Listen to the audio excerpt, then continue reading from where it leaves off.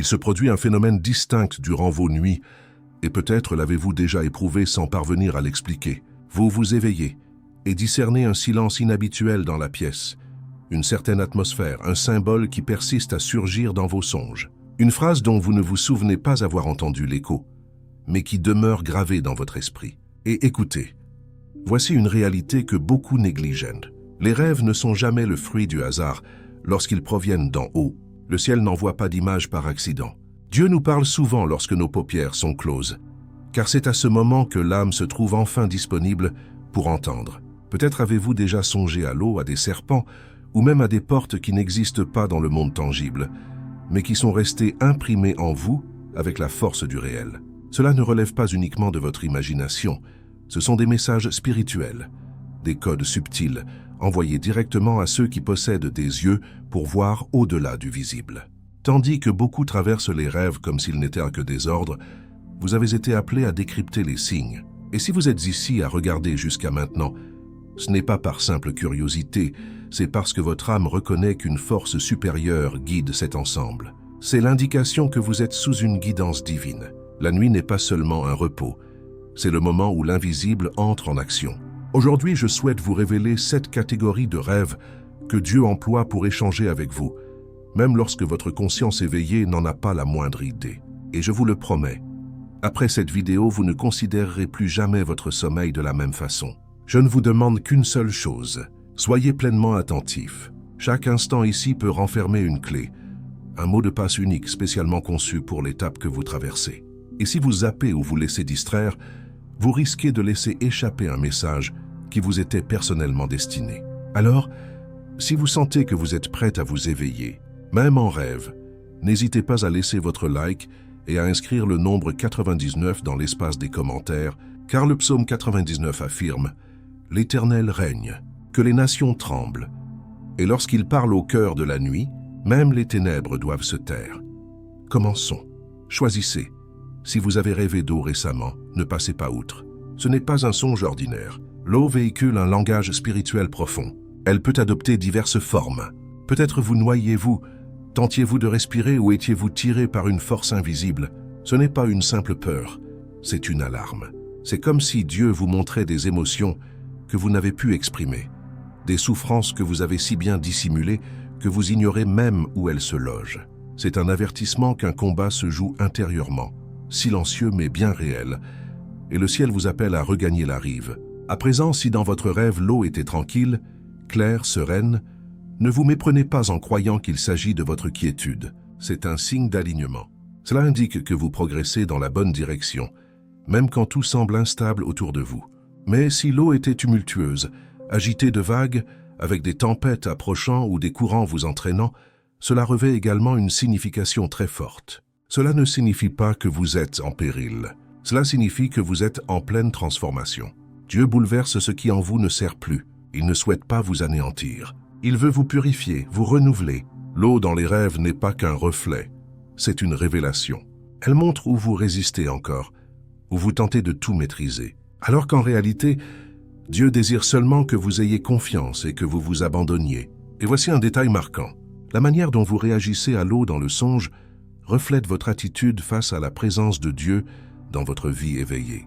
Vous fuyez, vous tentez de contrôler ou vous vous laissez porter par le courant, car le rêve n'est pas qu'un symbole, c'est une question. Et Dieu attend votre réponse. Alors la prochaine fois que l'eau apparaîtra dans vos rêves, ne demandez pas ce que cela veut dire. Demandez à Dieu, « Où cherches-tu à me conduire que je n'ose encore atteindre par crainte ?» Poursuivons à présent. Car si l'eau dévoile ce qui est en vous, le prochain rêve expose ce qui est dissimulé autour de vous. Si vous avez aperçu un serpent dans vos songes, sachez qu'il ne s'agit pas seulement d'un cauchemar, mais d'une alerte spirituelle. Le serpent, lorsqu'il se manifeste, avertit, il ne parle pas, mais il émet des signaux. Et généralement, il apparaît lorsqu'une situation n'est pas saine, mais vous n'avez pas encore osé y faire face. Si dans votre rêve le serpent vous a mordu, sachez que ce venin n'est pas physique, il est émotionnel. Il peut s'agir de jalousie, d'hypocrisie, de trahison émanant de quelqu'un qui semble être à vos côtés, mais qui intérieurement souhaite votre chute. Et l'emplacement de la morsure a aussi son importance. Si c'était à la main, ils tentent d'entraver votre destinée. Si c'était aux pieds, ils veulent vous détourner de votre route. Mais qu'en est-il lorsque le serpent se cache? Sous le lit, dans l'herbe ou derrière une personne que vous aimez? Ce n'est pas de la peur, c'est du discernement.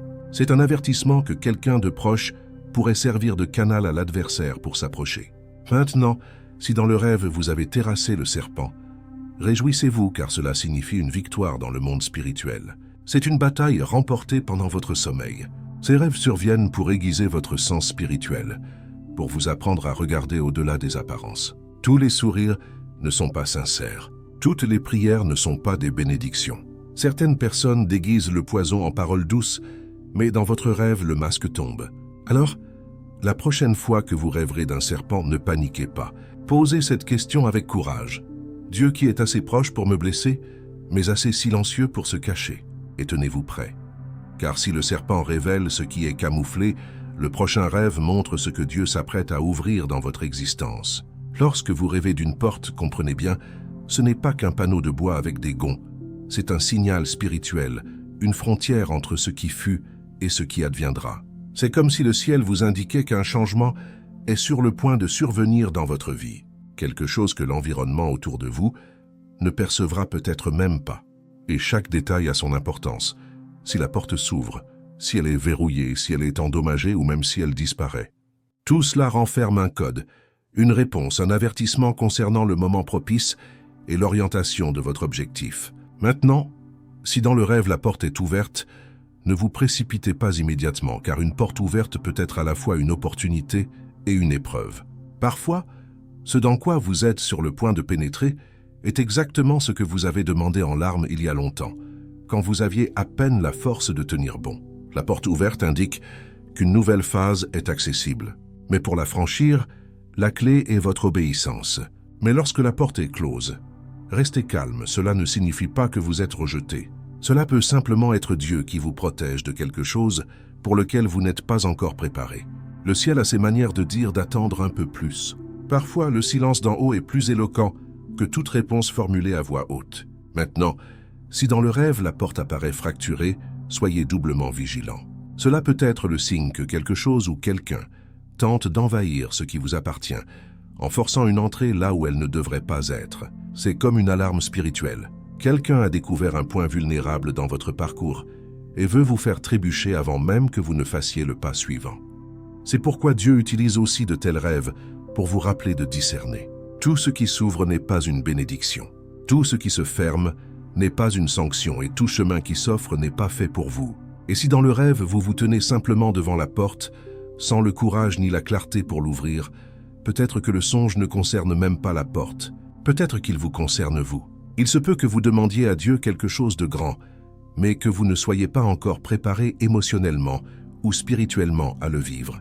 Alors, la prochaine fois que ce rêve reviendra, ce couloir, cette poignée, cette aura de mystère de ce qui se trouve derrière, arrêtez-vous et demandez-vous, suis-je prêt à traverser ce que j'ai tant supplié de vivre? À présent, le type de rêve suivant n'implique pas un objet, il implique la vie. Si à un moment donné vous rêvez d'un bébé, comprenez. Il ne s'agit pas seulement de tendresse ou d'innocence, il s'agit de responsabilité spirituelle. Ce n'est pas qu'un enfant, c'est une semence, un appel, une mission qui vous a été confiée. Quelque chose de petit, certes, mais chargé de sens. Un bébé dans les bras en rêve, c'est Dieu qui vous montre qu'il a placé entre vos mains quelque chose de précieux. Une vision, une tâche, quelque chose qui est né au ciel avant même votre venue sur terre. Mais le simple fait d'être entre vos mains ne suffit pas. Vous devez en prendre soin, le protéger, le nourrir, vous battre pour lui. Si le bébé pleure, ne l'ignorez pas. Ces pleurs sont votre destinée qui réclame de l'attention. Il se peut que vous remettiez à plus tard une chose importante, que vous vous cachiez de la mission que Dieu vous a confiée. Mais l'heure est venue, le ciel n'attendra plus. Et si dans le rêve le bébé apparaît abandonné, c'est l'un des signes les plus forts. Cela signifie que vous vous êtes éloigné de quelque chose d'éternel, peut-être un don, un projet, un appel spirituel qui a été mis de côté. Et comme un nouveau-né, s'il n'est pas soigné, il risque de mourir. Mais ce rêve ne concerne pas nécessairement la maternité ou la paternité. Il s'agit d'un héritage. Il s'agit de ce que vous portez en esprit. Même si personne ne comprend ni ne voit, vous le ressentez. Il y a un poids, une urgence, une agitation en vous qui ne peut s'expliquer. Et l'ennemi, il n'a pas peur de ce que vous êtes aujourd'hui. Il craint ce que vous êtes sur le point de devenir. C'est pourquoi les luttes se sont intensifiées. C'est pourquoi votre sommeil est devenu plus agité, parce que quelque chose en vous est sur le point de naître. Alors, quand vous ferez un autre rêve avec un bébé, ne demandez pas ce que cela signifie. Demandez à Dieu, comment puis-je prendre soin de ce que tu fais germer en moi? Et maintenant, nous entrons dans un domaine encore plus délicat, où le voile entre ce monde et le spirituel s'amincit, où le passé tente parfois de nous parler, mais pas toujours avec de bonnes intentions. Lorsqu'une personne déjà décédée apparaît en songe, ce n'est pas seulement un souvenir. Cela peut être un appel, un moment où l'Éternel touche le présent, juste au point où vous êtes le plus vulnérable, le plus ouvert. Ce n'est pas seulement de la nostalgie, ce n'est pas toujours le deuil. Parfois, c'est le ciel lui-même qui tente de communiquer avec vous à travers une image familière, quelque chose que votre esprit conscient ignorerait peut-être durant le jour. Peut-être que cette personne vous a dit quelque chose. Peut-être qu'elle vous a simplement regardé d'une manière qui vous a ému, ou alors elle n'a rien dit. Mais vous vous êtes réveillé les yeux emplis de larmes. Ce n'est pas qu'une émotion. Cela peut être une guérison. Cela peut être une réponse. Cela peut être une instruction prophétique que vous aviez besoin d'entendre d'une manière différente. Dans certains cas, ces rêves sont aussi un appel ancestral. Comme si le ciel disait « C'est parvenu jusqu'à vous, maintenant c'est à vous de jouer ». Mais attention, toutes les présences ne sont pas envoyées par Dieu. L'adversaire sait se déguiser. Certains rêves sont des copies, des distractions, des pièges. Comment distinguer ce qui vient d'en haut de ce qui a été créé pour vous égarer? La réponse ne se trouve pas dans les mots, mais dans ce qui demeure après votre réveil. Si le rêve a apporté la paix, la clarté, une certitude au plus profond de vous, vous pouvez lui faire confiance. Le ciel vous a visité, mais s'il a laissé de la peur, de la confusion ou une obsession étrange, il peut s'agir d'une tentative de vous détourner. C'est pourquoi quand une personne décédée apparaît dans votre rêve, ne réagissez pas seulement avec émotion, interrogez avec discernement. « Seigneur, cela vient-il de toi, ou n'était-ce qu'une ombre portant un visage que je connaissais ?» Car celui qui est élu n'est pas seulement quelqu'un qui rêve, c'est quelqu'un qui garde les portails spirituels, et tout esprit ne mérite pas le passage. Et maintenant, nous abordons un autre type de rêve qui ne vous ramène pas au passé, mais vous arrache au présent. Avez-vous déjà fait ce rêve de chute? Et puis cette surprise qui vous réveille soudain? Le cœur s'emballe. Vous sentez votre corps en alerte. C'est comme si quelque chose en vous avait été secoué. Et peut-être vous êtes-vous dit, cela doit être de l'anxiété. Mais ce n'est pas que cela. Ce qui est ébranlé là, ce n'est pas seulement l'esprit. C'est votre esprit qui est interrompu. Savez-vous pourquoi? Parce que parfois, quand Dieu nous permet de tomber en rêve, ce n'est pas une punition, c'est un repositionnement. C'est lui qui dit « Vous portez quelque chose qui ne vous appartient plus, lâchez-le ». Cela peut être une relation, une fonction, un titre, quelque chose qui avait un sens autrefois, mais qui est maintenant dépassé sur le plan spirituel. Et malgré tout, nous nous accrochons de toutes nos forces à une vie déjà laissée derrière, ou peut-être vous accrochez-vous à des illusions, à un sentiment de contrôle, de stabilité. Mais au fond, tout a été bâti sur la peur et non sur la foi. Et puis survient la chute. Et ce n'est pas la fin, c'est la providence de Dieu qui arrache ce qui n'était pas vrai avant que tout ne s'écroule avec vous. Et même quand il semble que vous tombiez directement au sol, parfois il vous laisse aller presque jusqu'au bout, juste pour vous montrer qu'il tient toujours votre main. Ce que vous preniez pour un échec était en réalité le début d'une reconstruction. Une reconstruction fondée sur des vérités, non sur des illusions. Et voici une clé que beaucoup ne perçoivent pas. Tomber dans un rêve ne signifie pas toujours qu'un événement grave va se produire. Il se peut qu'en réalité vous soyez enfin en train de vous séparer de ce qui n'a jamais été vraiment vous, comme l'ego, l'orgueil, le besoin de tout maîtriser. C'est l'esprit qui démantèle tout cela. Alors, peut-être que la bonne question n'est pas « Pourquoi est-ce que je tombe ?», mais plutôt « Sur quoi ai-je bâti mon identité qui est maintenant secouée par Dieu ?» Car la chute ne représente pas la fin. Elle marque le commencement de quelque chose ayant des racines. Et quand vous vous réveillerez essoufflé, confus, effrayé, écoutez le murmure d'en haut. Même quand tout s'effondre, je demeure votre fondation. Mais que se passe-t-il quand la chute est terminée? Et malgré tout, vous sentez que quelque chose vous observe comme s'il y avait une présence, même si vous ne voyez rien.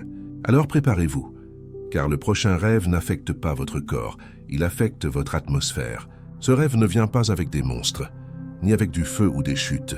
Il n'y a pas de chaos visible, seulement une présence étrange, une sensation d'être observé non pas par quelqu'un, mais par quelque chose d'invisible et en même temps totalement réel.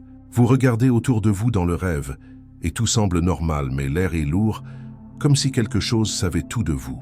Vous vous sentez exposé, jugé, entièrement vu. Ce n'est pas de la paranoïa, c'est un éveil spirituel. Vous avez franchi une frontière. Maintenant, vous êtes sur le radar d'un royaume dont vous ne soupçonniez même pas l'existence et qui vous surveillait déjà. Car quand quelqu'un est marqué par un appel, ce n'est pas seulement le ciel qui le remarque, l'enfer aussi le ressent. Les anges accompagnent chaque pas de votre croissance et les démons étudient vos faiblesses. L'environnement autour de vous commence à percevoir votre présence. Même les rêves savent qui vous êtes. Et ce type de rêve est un avertissement. Vous n'êtes plus invisible pour l'invisible. Mais il y a une chose que peu comprennent. Vous n'êtes pas surveillé parce que vous êtes fragile.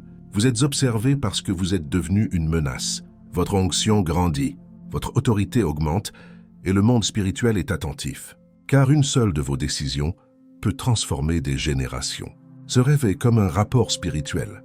Dieu vous révèle que vous êtes devenu une pièce maîtresse dans une bataille qui se déroule pendant que beaucoup de gens dorment encore. Vous n'êtes plus caché. La protection de l'anonymat ne vous couvre plus comme auparavant. Vous avez été révélé, et c'est pourquoi vous vous sentez plus exposé, parce que maintenant vous êtes comme une tour illuminée au milieu des ténèbres. Tout le monde voit le bien et le mal. Et la prochaine fois que vous sentirez des yeux invisibles posés sur vous, ne fuyez pas, ne vous cachez pas. Tenez bon. Ce regard signifie une seule chose. Votre heure d'agir, de parler, de diriger est venue. Vous avez été vu et il est maintenant temps de vous positionner en tant que personne choisie. Mais avant de conclure, il y a une vérité que vous devez entendre. Une réalité qui relie tout ce que vous avez vécu jusqu'à présent. Si vous ignorez ce qui vient maintenant, vous pourriez perdre le sens de tout ce qui vous a été montré dans vos rêves. Alors, respirez profondément. Restez ici avec moi. La conclusion de tout cela n'est pas une fin, c'est un réveil. Ces rêves que vous pensiez n'être que des images aléatoires n'étaient jamais de simples songes. C'étaient des codes d'en haut, des instructions cachées dans le silence de la nuit. Pendant que beaucoup sont distraits, vous êtes activés. Pendant que d'autres dorment, vous êtes entraînés par Dieu. Chaque image étrange, chaque symbole que vous n'avez pas su expliquer, chaque sensation qui est restée avec vous-même après le réveil, rien de tout cela n'était dû au hasard. C'était le ciel conversant avec votre esprit dans une langue que seuls ceux qui sont éveillés comprennent. Dieu n'a jamais été silencieux. Il vous a toujours parlé, même dans vos rêves, parce que votre esprit était déjà prêt avant même que votre raison ne suive. Alors ce soir, ne dormez pas comme si c'était une nuit ordinaire. Ne fermez pas les yeux comme si rien ne se passait. Couchez-vous avec une attente, une intention, un but prophétique. Et si ce message a éveillé quelque chose en vous, laissez votre like. Partagez en commentaire quel rêve vous a le plus marqué et envoyez cette vidéo à un autre élu. Car celui qui est appelé ne marche jamais seul. À Dieu la gloire, écrivez-le en commentaire.